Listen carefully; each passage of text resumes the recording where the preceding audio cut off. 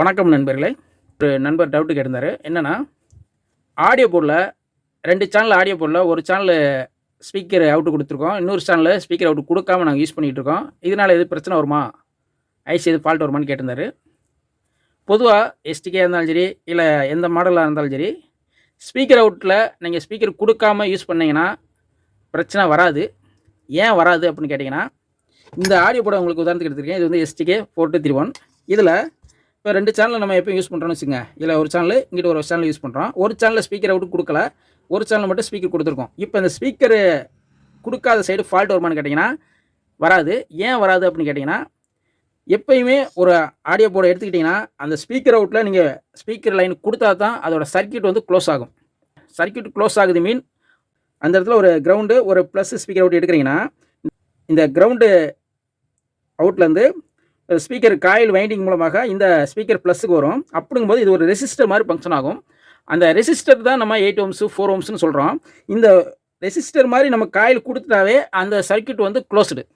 அந்த க்ளோஸ்டு ஆனால் தான் இந்த ஒரு சேனல் வந்து முழுமையாகும்.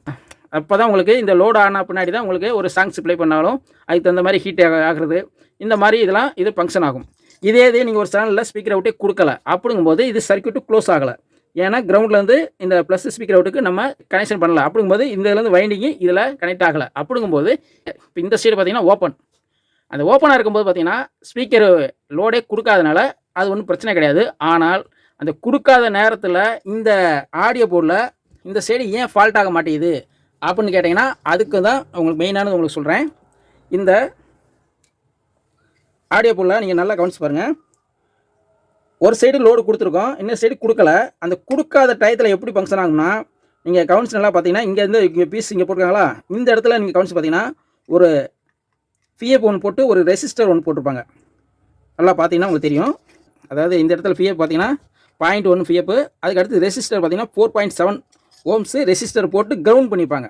இந்த கிரவுண்டு பண்ணியிருக்கனால அந்த சைடு நம்ம ஸ்பீக்கர் கொடுக்காட்டினாலும் இந்த ஸ்பீக்கர் கொடுக்காத டயத்தில் எப்படி ஃபங்க்ஷன் ஆகுனா, இந்த ஸ்பீக்கர் அவுட்டில் நீங்கள் வர்ற சிக்னலை இந்த பிஎஃப் வழியாக இந்த ரெசிஸ்டர் வழியாக இந்த கிரவுண்டுக்கு கிடச்சிரும். அப்படிங்கும்போது இது ஒரு க்ளோசிங் மாதிரி ஃபங்க்ஷன் ஆகும். அதாவது சர்க்யூட் க்ளோஸ் மாதிரி ஃபங்க்ஷன் ஆகும். ஸ்பீக்கர் லைன் கொடுத்தீங்கன்னா நீங்கள் இங்கேருந்து வைண்டிங் மூலமாக க்ளோஸ் ஆகும்.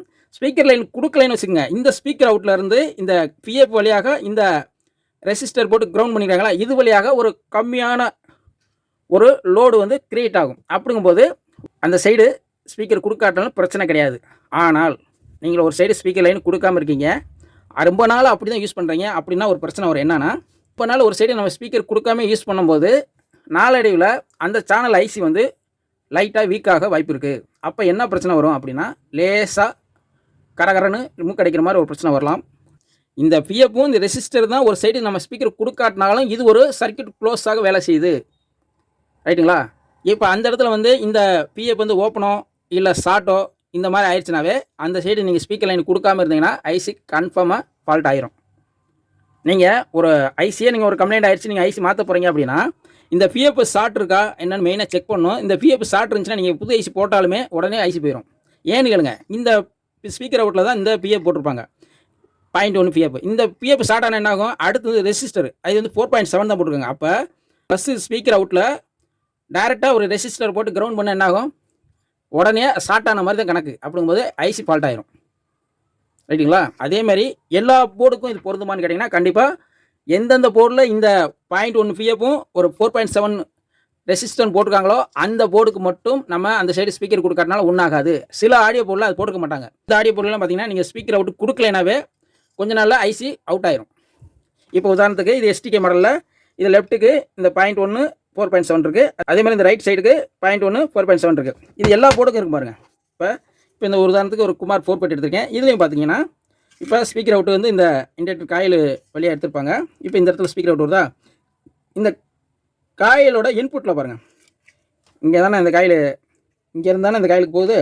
இப்போ இதுதான் ஸ்பீக்கர் அவுட்டு. இந்த இடத்துல வந்து பார்த்தீங்கன்னா அந்த பிஎஃப் போட்டிருப்பாங்க பாருங்கள். பிஎஃப் போட்டிருக்காங்களா, ஒரு ரெசிஸ்டர் 4.7 போட்டிருக்காங்களா. இது எல்லா ஆடியோ போர்டும் பார்த்தீங்கன்னா டூயல் பவர் சப்ளையில் வர்ற ஆடியோ போர்டு மெயினாக எல்லாத்துக்குமே இது பொருந்தும். சில போர்டில் மட்டும் இந்த மாதிரி பிஎஃப் ரெசிஸ்டர் போடாமல் இருக்கும் பார்த்தீங்களா, அந்த மாதிரி ஆடியோ போர்டுக்கு பூராமே நீங்கள் கண்டிப்பாக ஸ்பீக்கர் அவுட்டில் ஸ்பீக்கர் கொடுத்தே ஆகணும். ஸ்பீக்கர் அவுட்டில் ஸ்பீக்கர் கொடுக்காமல் நீங்கள் யூஸ் பண்ணாவே நாளடைவில் ஐசியே ஷார்ட் ஆக வாய்ப்பு இருக்குது, ஃபால்ட் ஆயிரும். அதனால் எப்போயுமே ஆடியோ போட பொறுத்தளவுக்கு என்னோடய ரெக்கமெண்டேஷன் என்னென்னா, ஸ்பீக்கர் அவுட்டில் எப்போயுமே ஸ்பீக்கரை கொடுத்துருங்க. அந்த ஸ்பீக்கர் அவுட்டில் ஸ்பீக்கரை சும்மா ஒரு டம்மியான ஸ்பீக்கரை கூட கொடுத்துட்டு அந்த சைடு சிக்னல் மட்டும் கொடுக்காம கூட நீங்கள் சுத்தமாக க்ளோஸ் போட பண்ணி வச்சிடலாம், பிரச்சனை கிடையாது.